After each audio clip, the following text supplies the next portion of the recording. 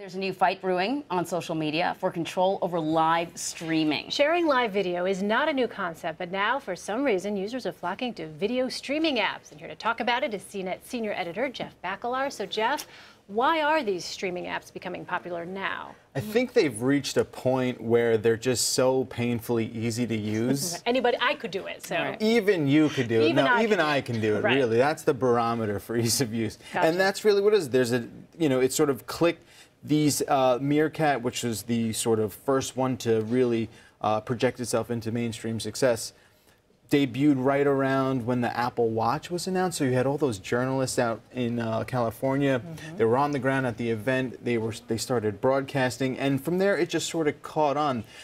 Oddly enough, there's a lot of celebrity and / Hollywood endorsements for Meerkat.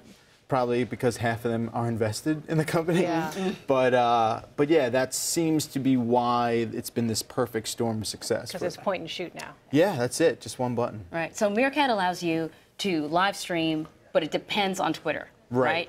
Now, Twitter has launched Periscope. Correct. What's going to happen? So that's really, the jury's sort of out on that. Periscope has more features.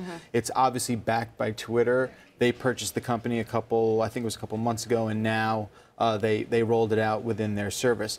With Meerkat, you sort of have this cat and mouse game where Twitter's sort of, doing whack-a-mole with Meerkat, sort of like saying, hey, get out of here.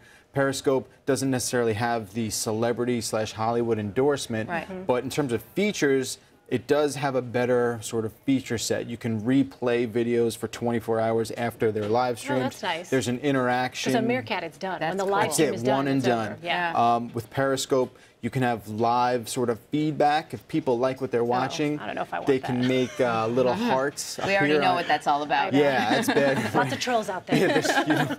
But the worst you can do is put little hearts on the video. Oh, okay. Right? So that's Okay, who okay, doesn't okay. love Nice. hearts? Oh, that's happy. It's I like adorable. that. Okay, fine. Right. But what about for investors? Because investors are throwing a lot of money at Sure. these apps. So the numbers, Meerkat recently announced $14 million in funding. Twitter paid $100 million for Periscope. So for investors here, what are we looking at over the long term? Because it's always the fact that there's a big splash initially when these things are introduced. Right. Well, first you got to see which one, if either of them really take off. We're still in this nascent sort of infancy here with these two apps and these two services.